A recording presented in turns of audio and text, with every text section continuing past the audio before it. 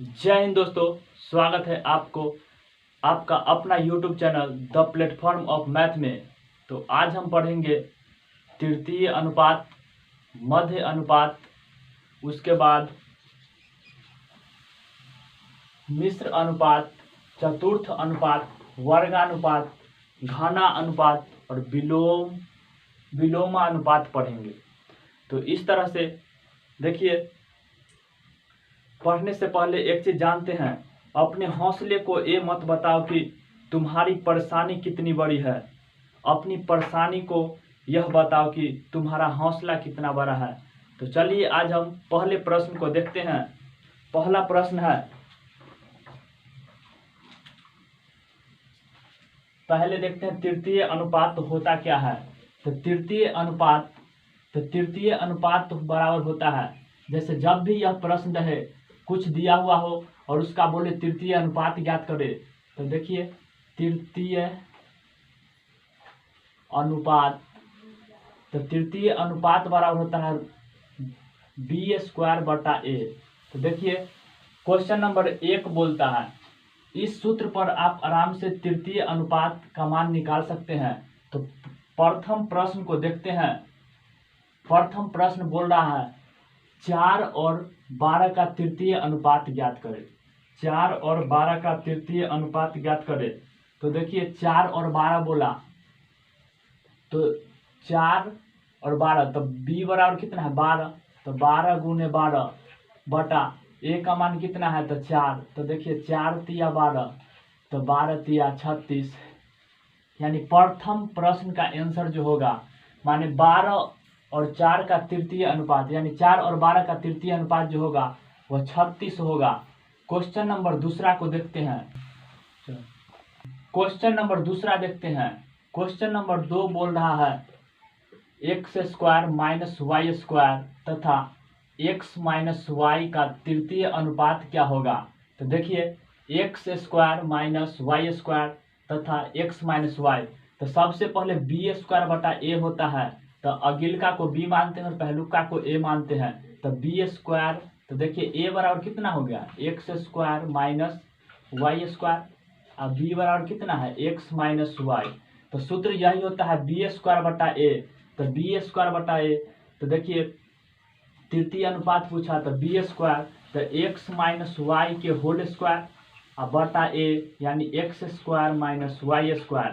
तो इसको हम लिख सकते हैं x - y into x - y, क्योंकि स्क्वायर है तो इसको हम दूदा लिख सकते हैं। तो देखिए इसको लिख सकते हैं a² - b² बराबर होता है a + b into a - b, तो x + y into x - y। तो देखिए इसे माइनस वाला से माइनस वाला कटा, यानी x - y बटा x + y। यह जो होगा वो देखिए ऑप्शन नंबर बी में है x - y बटा x + y। तो इस तरह से इस प्रश्न का जो तृतीय अनुपात होगा वह x - y बटा x + y हो जाएगा। अब क्वेश्चन नंबर हम देखते हैं, तीसरा प्रश्न क्या बोल रहा है। तीसरा नंबर प्रश्न को देखते हैं। तीसरा नंबर प्रश्न बोल रहा था 0.36 तथा 0.48 का तृतीय अनुपात निकाले। तो तृतीय अनुपात बराबर यही तो होता है b² बटा a। तो b का मान देखिए 0.48 गुने 0.48 और a का मान कितना देंगे 0.36। तो देखिए दशमलव से दशमलव समाप्त 2 अंक था तो 2 अंक गया, इस दशमलव को हटाएंगे तो नीचे 2 गो 0 उतरेगा। तो देखिए 6 से काटिए, 6 से 6 मतलब 36, 6 × 8 = 48, उसके बाद 6 × 8 = 48, यानी 64/100। और भी इसको काट सकते हैं आप, 4 से काटिए, 4 से 16 × 64, 4 से 25 × 100, तो 16/25। अगर इसको आप पॉइंट में लिख सकते हैं तो देखिए नीचे में 4 से गुना करेंगे, ऊपर में 4 से गुना करेंगे, क्योंकि हमको भाग करना न पड़े। तो 16 × 64/100।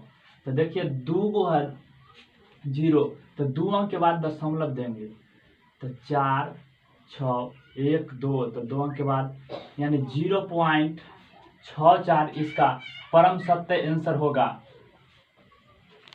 अब हम चलते हैं मध्य अनुपात की ओर। तो मध्य अनुपात क्या होता है? जब भी दो संख्या दिया हुआ हो, जैसे देखिए कोई भी दो संख्या दिया हुआ है, जैसे लेते हैं 4 पहली संख्या और दूसरी संख्या भी कुछ लीजिए 4 ही लेते हैं। तो देखिए इसका मध्य अनुपात बोले तो हमेशा रूट में इसको ए बी लगाएंगे। तो देखिए 4 चौक 16, तो 16 का वर्गमूल कितना होगा? तो 4। तो हमेशा मध्य अनुपात निकालना हो तो मध्य अनुपात निकालने के लिए बोले तो हमेशा लगाएंगे यही सूत्र, रूट ए बी। तो ए बी का मान कुछ दिया हुआ हो और बी का मान कुछ दिया हुआ हो तो उसको रूट में लिखेंगे और उसका वर्गमूल करेंगे, जो आएगा वही मान मध्य अनुपात कहलाएगा। तो मध्य अनुपात, चलिए हम कुछ उदाहरणों से देखते हैं। जैसे क्वेश्चन नंबर 4 को देखते हैं। क्वेश्चन नंबर 4 बोल रहा है 9 तथा 25 का मध्य अनुपात क्या होगा? 9 तथा 25 का मध्य अनुपात। तो देखिए मध्य अनुपात का सूत्र होता है रूट ए बी। तो देखिए रूट ए बी, ए का मान कितना है? तो 9 है। बी का मान कितना है? तो 25 है। तो देखिए यहाँ 9 का वर्गमूल क्या होगा? तो 3 होगा। 25 का वर्गमूल क्या होगा? 5। तो 5 तिया 15, जो ऑप्शन नंबर सी में मौजूद है। तो इस तरह से इसका आंसर जो होगा वह 15 हो जाएगा। अब क्वेश्चन नंबर अगला को देखते हैं। क्वेश्चन नंबर 5 को देखते हैं। क्वेश्चन नंबर 5 बोल रहा है 9 तथा 36 का मध्य अनुपात ज्ञात करें। मध्य अनुपात कितना कितना? तो देखिए 9 तथा 36 का, तो रूट 9 गुने 36। तो देखिए 9 का वर्गमूल कितना होगा? 3।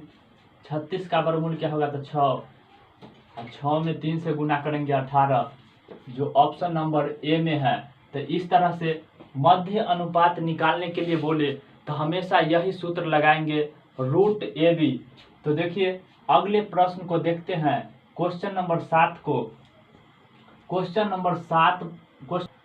नंबर 6 बोल रहा है x माइनस वाई और x cube minus x square y का मध्य अनुपात क्या होगा? तो देखिए मध्य अनुपात, तो रूट ए भी होता है। तो ए का मान कितना है? x minus Y. बी का मान कितना है? तो x cube minus x square y. तो देखिए इसमें x माइनस वाई, इसमें क्या कॉमन होगा इसको देखिए। तो कॉमन जो होगा, इस दोनों में एक्स स्क्वायर मिल रहा है, तो एक्स स्क्वायर यहाँ हम कॉमन लेंगे तो एक्स माइनस वाई हो जाएगा।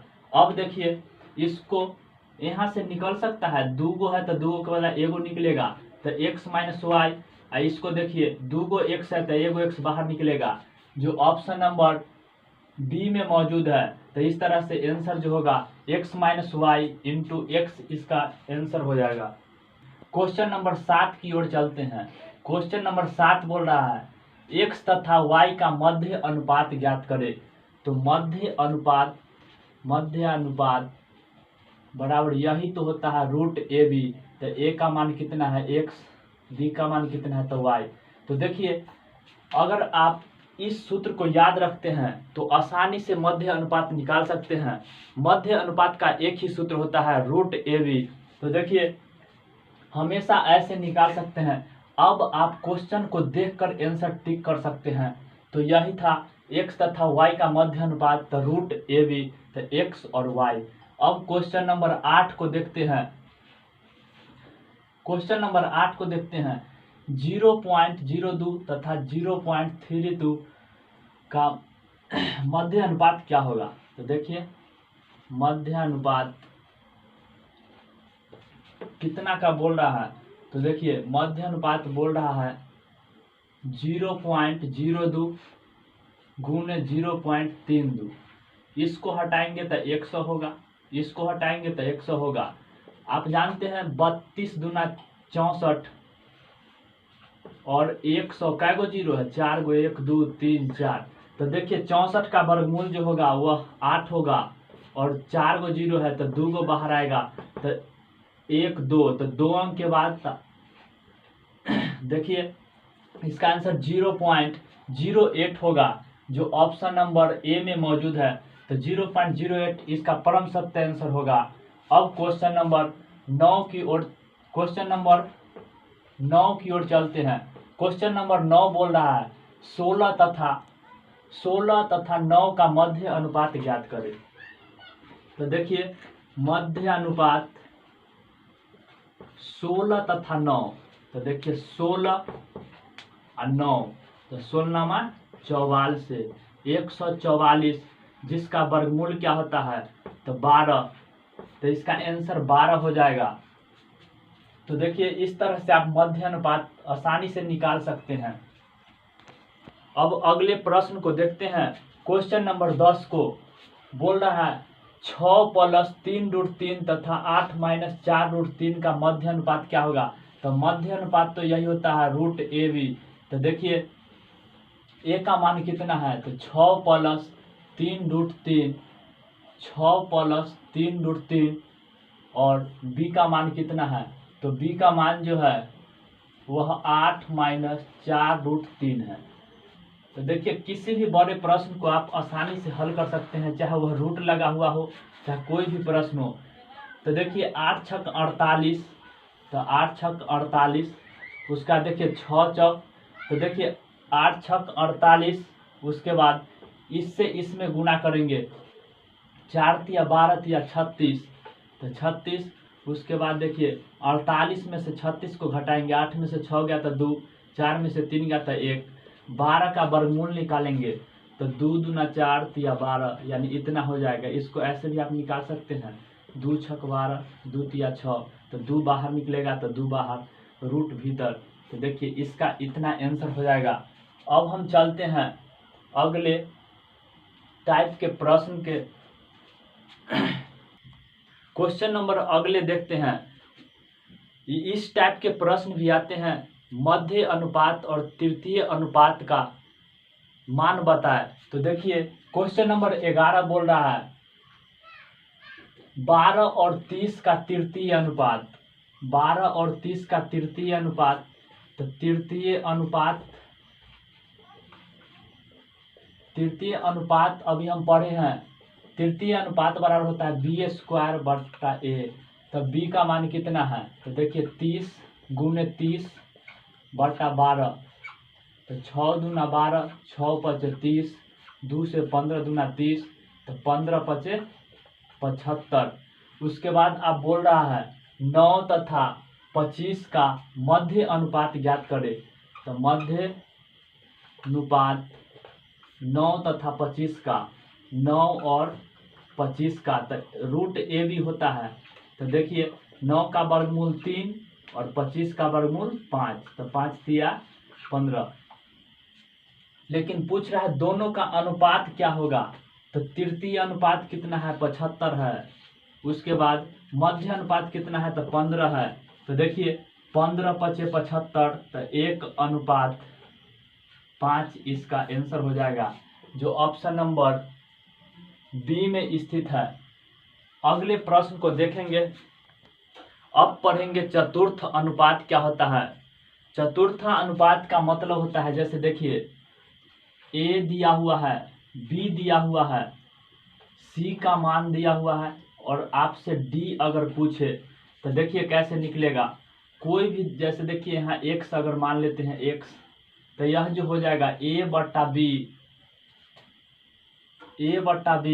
और c/x हो जाएगा।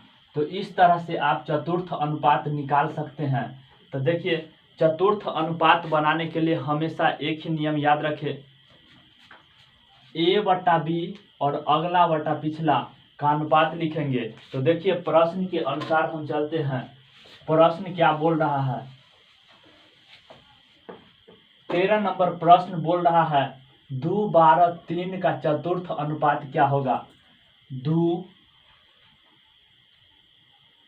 क्वेश्चन नंबर क्या है, क्वेश्चन नंबर जो है 12 नंबर प्रश्न था 2 12 तथा 3 का चतुर्थ अनुपात क्या होगा। तो इसको ऐसे लिखिए 2/12, उसके बाद 3/x, यानी चतुर्थानुपात पूछा तो उसको x मान लिए। तो देखिए 2 छक 12, एक से तो 6 में 3 से गुना करेंगे, 6 18। इस तरह से यह इसका आंसर जो होगा वह 18 हो जाएगा, जो ऑप्शन नंबर ए में मौजूद है। अब क्वेश्चन नंबर अगला को देखते हैं, 14 नंबर प्रश्न को देखेंगे। अब 13 नंबर प्रश्न को देखते हैं। 13 नंबर प्रश्न बोल रहा है 0.2, 0.12 तथा 0.3 का चतुर्थ अनुपात क्या होगा। तो देखिए इसको इस तरह से बनाइए, 0.2 बटा 0.12 बराबर 0.3, चतुर्थानुपात को x मानते हैं। तो देखिए x मान लिए, इसको से इसको हटा दिए, इसको हटाएंगे तो 2 0 ऊपर जाएगा। तो देखिए इसको काटते हैं, 2 से काटिए इसको, 2 छक 12, इसको काटिए 2 से 2 तिया 6, 2 से 50 मरतबे। उसके बाद देखिए x से इसमें गुना होगा तो 50x बटा 3 तिया 9, यानी x बराबर 9/50। आप पॉइंट में आंसर लाना चाहते हैं तो इसको भाग करने में हमको दिक्कत होगा, इसलिए हम इसको जितना से नीचे गुना करेंगे उतना ही से ऊपर गुना करेंगे। तो देखिए 2 से नीचा गुना, 2 से ऊपर गुना, 9 दूना 18/100। तो कितना अंक है, तो 1 2, तो 2 अंक के बाद दशमलव दीजिए, तो 0.18 जो हो जाएगा इसका परम सत्य आंसर हो जाएगा, जो ऑप्शन नंबर सी में मौजूद है। अब हम पढ़ेंगे मिश्र अनुपात के बारे में। मिश्र का मतलब होता है सभी एक साथ मिलना। जैसे देखिए गैस जो है वह गैस एक मिश्रण है, क्योंकि इसमें सभी गैस मौजूद होते हैं, जैसे नाइट्रोजन, हाइड्रोजन, हीलियम, ऑक्सीजन। उसी प्रकार मिश्रण का मतलब होता है, जैसे देखिए जब मिश्रण में हम जैसे चीनी को लेते हैं और चीनी को लेते हैं, उसके बाद पानी को लेते हैं, दोनों को मिला देंगे तो वह मिश्रण हो जाएगा, क्योंकि उसमें 2 पदार्थ मिला हुआ है। तो देखिए मिश्रण जो मैथ के अनुसार क्या होगा, तो मैथ के अनुसार मिश्रण का अर्थ होता है, देखिए जैसे अगर जो भी मिश्रण, यहाँ क्वेश्चन बोल रहा है, देखिए प्रश्न के सहारे चलते हैं, बोल रहा है 2:3, 6:11 तथा 11:2 का मिश्र अनुपात क्या होगा। तो जब भी हमको मिश्र अनुपात बोले, मिश्र अनुपात बोले तो हमेशा बटा में लिखेंगे, a/b, b/c, c/d, जो भी दिया हुआ हो। तो मिश्र अनुपात इस फार्मूला के सहारे बनाएंगे। तो देखिए हम प्रश्न को देखते हैं, जो क्वेश्चन नंबर 14 है। क्वेश्चन नंबर 14 बोल रहा है 2:3। तो देखिए इसको हम लिख सकते हैं, मिश्र अनुपात निकालना है। तो देखिए मिश्र अनुपात 2:3 है, तो पहले 2/3, उसके बाद कितना है, तो 6:11, तो 6/11। उसके बाद कितना है 11/2, तो 11/2। ई से ई काट दीजिए, ई से ई काटिए, और देखिए 3 दूना 6, तो इसका आंसर कितना होगा 2। नीचा में क्या है, कुछ नहीं, इसका मतलब 1, यानी 2:1 इसका सही आंसर होगा, जो ऑप्शन नंबर बी में मौजूद है। अब हम देखते हैं वर्गानुपात। वर्गानुपात का मतलब क्या होता है, वर्ग का मतलब होता है स्क्वायर करना। जैसे देखिए उदाहरण से हम देखते हैं वर्गानुपात। जैसे प्रश्न आपसे बोलता है, प्रश्न अगर आपसे बोले 2:3 का वर्गानुपात ज्ञात करें, वर्गानुपात ज्ञात करें, तो देखिए इसको आसानी से आप हल कर सकते हैं। 2 और 3 का बोला तो 2 का स्क्वायर कितना होगा 4, 3 का स्क्वायर कितना होगा तो 9, तो इसका आंसर जो होगा वह 4:9 होगा। अगर आपसे बोले 24 और कुछ लीजिए 19 का वर्गानुपात क्या होगा, वर्गानुपात क्या होगा, तो देखिए 24 का वर्गानुपात जब भी बोले तो हमेशा स्क्वायर कीजिए। 24 का स्क्वायर 576, 19 का स्क्वायर 361। तो इस तरह से आप वर्गानुपात आसानी से निकाल सकते हैं। अब हम देखेंगे घनानुपात क्या होता है। तो घना अनुपात का मतलब होता है क्यूब करना। जैसे जितना दिया हुआ रहे, जिस जिस अनुपात में दिया हुआ रहे उसका हम क्यूब करेंगे, जो मान आएगा वही घना अनुपात कहलाएगा। जैसे देखिए घना अनुपात क्या होता है, जैसे आपको बोले 5 और 7 का, चाहे 8 लीजिए, 5 और 8 का घना अनुपात ज्ञात करे। तो देखिए घना अनुपात बोल रहा है तो घन 5 का क्यूब कितना होता है, तो 5 के क्यूब 125, 8 के क्यूब कितना होता है तो 512। तो इस तरह से इसका आंसर हम बनाएंगे। जब भी घना अनुपात बोले तो हमेशा घन यानी क्यूब करेंगे। जैसे आपसे प्रश्न बोल दे 7 और 6 का घना अनुपात क्या होगा, तो देखिए 7 का क्या होगा, 7 सत्ते 49, 343, और 6 का क्यूब कितना होगा, 6 का क्यूब 216 होता है। तो इस तरह से आप घना अनुपात आसानी से निकाल सकते हैं। अब हम लास्ट पॉइंट पर चर्चा करेंगे, विलोमानुपात क्या होता है। तो विलोमा अनुपात का मतलब होता है उल्टा। जैसे 1/5, 6/5, 7/9। जैसे देखिए प्रश्न के सहारे देखते हैं विलोमानुपात। तो आपसे बोले 4 और 3 का विलोमानुपात ज्ञात